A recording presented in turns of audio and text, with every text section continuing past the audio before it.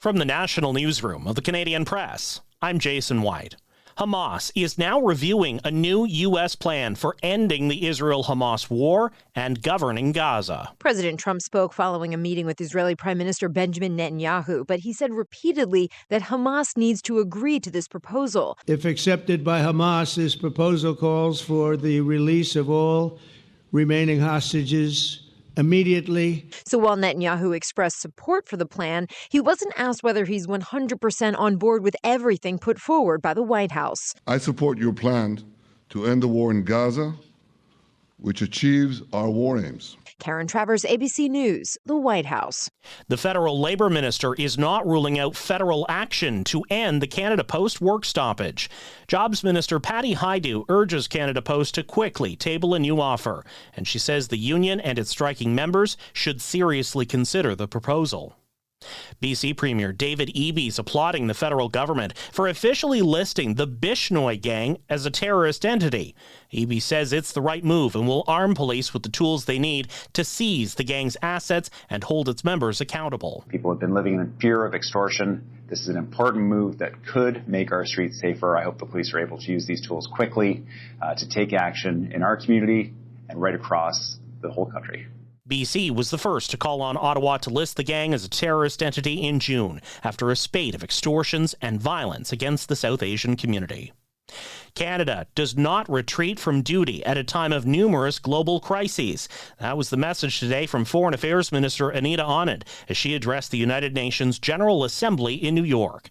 She says Ukraine won't back down from fighting off Russia's invasion, and that Canada is also resolute in supporting Kyiv. WestJet says a June cyber attack resulted in a breach of travelers' personal information. The company says the breach did not involve sensitive data in most cases. The airline issued a notice to U.S. residents regarding the June 13th incident, which it says was carried out by a sophisticated criminal third party. WestJet says internal precautionary measures worked and kept the attackers from obtaining credit card and debit card information, and no guest user passwords were stolen. However, personal information was exposed, including names, contact details, information, and documents provided in connection with the reservation and travel.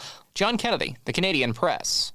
Cat Stevens has postponed his North American tour because of unspecified visa issues. The Rock and Roll Hall of Famer is the latest in a string of international musicians and athletes affected by American visa issues, as fees have increased and processing times have slowed. Stevens has postponed all of next month's North American tour dates, including his October 8th stop that was planned for Toronto. This is the Canadian Press. In sports, it's a day off in Major League Baseball before the wild card round starts tomorrow. Whoever wins a series between New York and Boston will face the Toronto Blue Jays in an American League Division Series. The San Francisco Giants have fired manager Bob Melvin after the club missed the playoffs for a fourth straight season. The Giants finished 81-81 this season. They were 80-82 last season, Melvin's first with the team. There are two Monday night games in the NFL as the Miami Dolphins host the New York Jets and the Denver Broncos welcome the Cincinnati Bengals. New York Giants owner John Mara has been diagnosed with cancer. The 70-year-old plans to remain as team president and CEO during his treatment.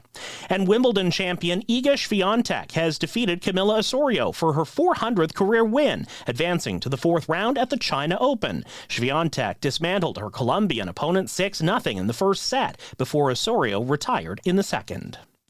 From the Canadian Press, I'm Jason White. Thanks for listening. Don't forget to follow and subscribe. For more of today's top stories, visit thecanadianpressnews.ca.